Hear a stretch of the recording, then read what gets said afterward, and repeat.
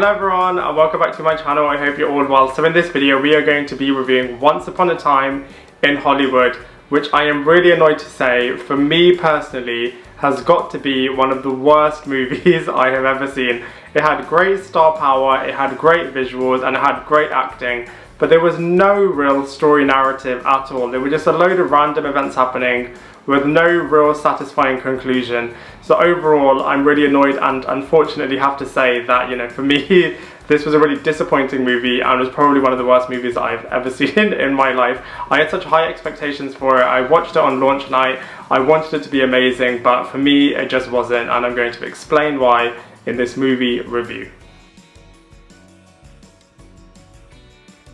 So like I said a second ago, there isn't really a big storyline narrative holding the movie together. They're kind of random scenes just put together. So for the first time ever, I'm going to talk about the storyline and the characters together in one section, because you can kind of break it down by each character's kind of story arc. So let's start with Leonardo DiCaprio. He's kind of like the main character in this movie. He plays a character called Rick Dalton, who used to be a big TV star in the 1950s/60s.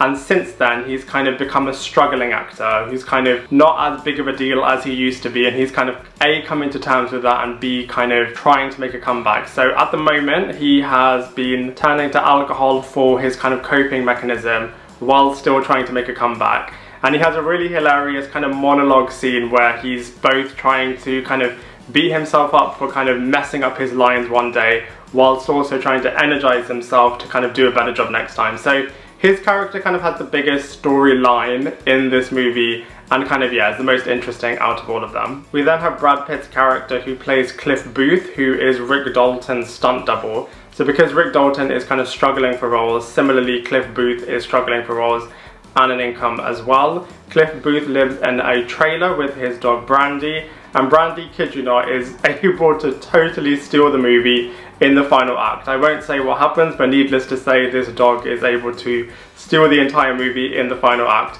Cliff Booth's character does potentially have one moment where they could have had an interesting storyline. So they go to an old ranch where Cliff Booth used to film at, and the film kind of builds up a bit of intensity about, what this big reveal is going to be for Cliff Booth to find, but it's an absolute letdown and it's just really, really disappointing, because that could have been one moment where Brad Pitt's character Cliff Booth could have redeemed himself, but unfortunately his character doesn't really have that much storyline potential. We then have the third storyline / character in this film, which is Margot Robbie's character.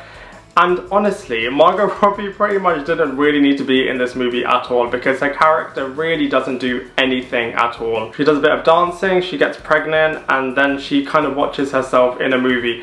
I know that sounds really, really harsh, but that's pretty much all her character does. So this is why, from a character's point of view and from a storyline point of view, I was really, really disappointed.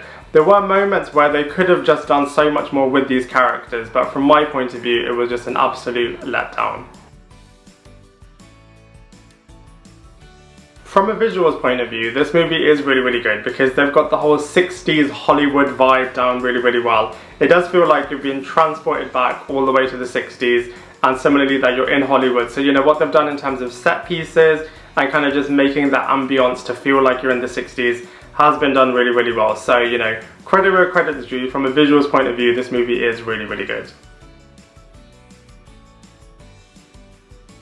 Overall, I'm sure you can tell I was really, really disappointed by this movie. I honestly wanted it to be awesome. I even watched it on opening night, and you can't argue with the star power of this film. It's absolutely incredible, the cast that they have. They even have the late Luke Perry in this film as well, which is really, really nice. But despite the fact that they have really, really good actors, and despite the fact that the final scene in this movie in Rick Dalton's house is really, really interesting, I just feel like they don't have enough of a strong storyline narrative to kind of hold the film together and to kind of sustain everyone's attention throughout. So for those reasons, I'm just really, really disappointed by this film.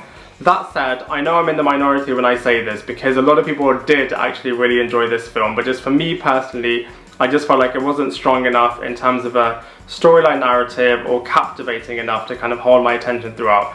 I'm somebody that hates looking at their phone whenever they're watching TV or watching a movie, and on this occasion I was looking at my phone on multiple occasions, and I feel like that was because this film just wasn't able to kind of sustain my attention, and I felt really bored on multiple occasions. I was even contemplating leaving at some point. So, you know, for me, this film wasn't really that great. Like I said, I know I'm in the minority, but yeah, overall I just didn't enjoy this film, and for those reasons I'm going to give it a 2 out of 10. I'd love to hear what you think, so please let me know in the comment section below. Otherwise, I look forward to seeing you in my next video.